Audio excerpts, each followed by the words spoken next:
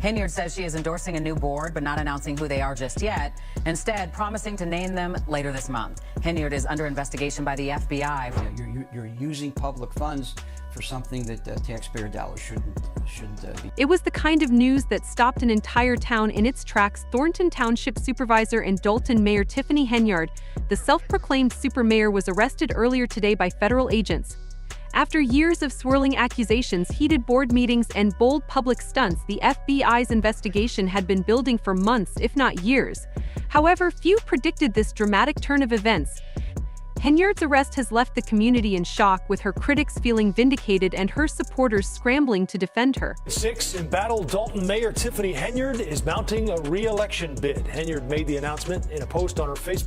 But how did we get here? Let's rewind and take a closer look at the chaotic series of events that may have sealed Henyard's fate, from her controversial tenure as mayor to the bold allegations of corruption and abuse of power that ultimately led to her downfall. Until 2025, yet Tiffany Henyard has officially decided she wants to stay as mayor despite the cloud of controversy. First, let's talk about the arrest itself. Henyard was reportedly taken into custody early in the morning at her Dalton home.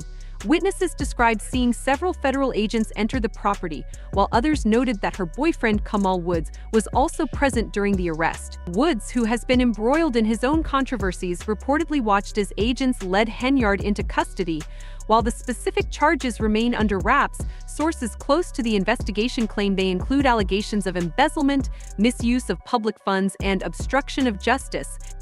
Henyard's arrest is part of an ongoing federal probe into her handling of township and Dalton finances, an investigation that has already shaken the political landscape of the South suburbs. To understand the gravity of this moment, one must look back at the long trail of controversies that have followed Henyard since she took office in 2021. From the beginning, she made headlines for her larger-than-life persona. She wasn't just a mayor or township supervisor, she was the super mayor, a title she proudly used and showcased on banners, billboards, and social media posts. Her face became a constant presence in Dalton and Thornton Township, appearing on promotional materials, event flyers, and even village welcome signs. Critics quickly labeled her behavior as self-aggrandizing, but Henyard dismissed these accusations, claiming she was simply a leader who wanted to connect with her community.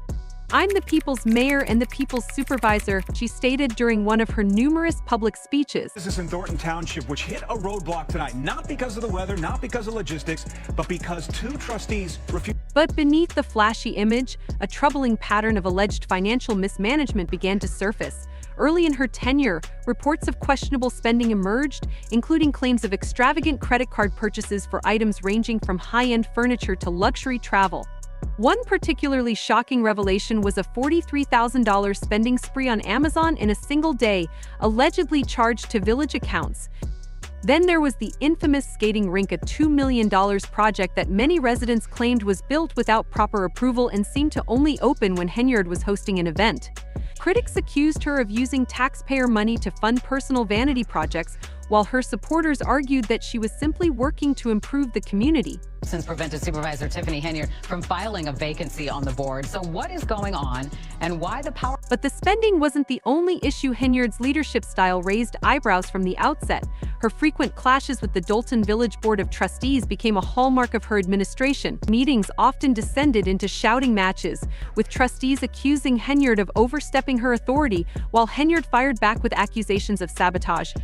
In one particularly chaotic session, Henyard stormed out after being heckled by residents and trustees alike, shouting, "You all should be ashamed of yourselves," before leaving the room. Moments like these painted a picture of a leader under siege, battling not just her critics but seemingly the entire political establishment. Henyard's combative approach wasn't confined to boardrooms, it spilled into the streets and social media. She regularly used Facebook Live to call out critics by name, often accusing them of undermining her leadership out of jealousy or personal grudges. In one fiery broadcast, she referred to her detractors as enemies of progress and vowed to expose every single one of them. These online tirades became a regular spectacle, drawing both supporters who cheered her on and critics who questioned her professionalism. Meanwhile, some residents feared retaliation, alleging that Henyard weaponized her influence to silence dissent, whether through lawsuits, public shaming, or the strategic use of township resources. Meeting wrapped up early because 2 trustees, as you mentioned, did not show up. Chris Gonzalez and Carmen Carlisle. Without them, not enough board members were present to make official decisions. Adding fuel to the fire were growing allegations that Henyard had started alienating key allies within her own administration. Over time, several former supporters, including trustees who had once championed her initiatives, turned against her. They accused Henyard of consolidating power at the expense of transparency and collaboration. Even her former assistant, Carmen Carlisle, became a vocal critic, claiming that Henyard often ignored established procedures to push through her own agenda. She doesn't consult anyone, it's her way or the highway, Carlisle stated in a recent interview. These internal fractures further isolated Henyard, creating an atmosphere of distrust and dysfunction that only deepened the divide between her and the board. Schedule board meetings. I don't care if you agree or disagree, but you must show up to say yes or no. Tensions escalated, so did the allegations against Henyard. Trustees claimed she was bypassing board approval for significant decisions, including the appointment of key officials. Her controversial selection of Ronald Burge as Dalton's police chief became a flashpoint. Burge, whose state certification was reportedly inactive at the time, was accused of lacking the proper qualifications for the role. Trustees argued that Henyard's unilateral decision to appoint him was illegal, but a judge allowed Burge to serve in an interim capacity. This only deepened the rift between Henyard and the trustees, with one describing her actions as a blatant disregard for proper protocol. Accusations of intimidation and retaliation also surfaced. Several residents and business owners came forward with stories of being targeted by Henyard's administration. One business owner claimed his company was shut down after he refused to make a political donation to Henyard's campaign, while another alleged that Henyard used the Dalton Police Department as her personal enforcement squad to harass critics and opponents. Even her former assistant, Carmen Carlisle, turned against her, calling herself a whistleblower and accusing Henyard of running the township like her own personal fiefdom. Carlisle's defection was particularly damaging, as she had once been one of Henyard's closest allies. Perhaps the most shocking accusations were related to Henyard's handling of township finances. Trustees claimed she was withholding financial records and forging checks to bypass board approvals. One former trustee described the situation as a shell game, with Henyard allegedly moving money between accounts to cover deficits and unapproved projects. The township, once thought to have a healthy surplus, was revealed to be millions in the red. A preliminary report from former Chicago Mayor Lori Lightfoot, who was hired to investigate the township's finances, painted a grim picture of financial mismanagement and lack of oversight. Henyard, however, dismissed the report as a political hit job, accusing her critics of hate, jealousy, and envy. Pay me what you owe me. Despite the growing controversies, Henyard remained defiant. She continued hosting public events, such as turkey giveaways and holiday parties, often using these occasions to defend her record and rally her supporters. In one particularly memorable Facebook Live video, she addressed her critics directly, calling them Judases and vowing to fight back against the allegations. "When I sue everybody because I'm coming for defaming my name, defaming my character in this conspiracy to destroy Tiffany Henyard, I will come for everyone." In the video, which lasted nearly an hour, Henyard showcased her fiery personality and unwavering determination to clear her name.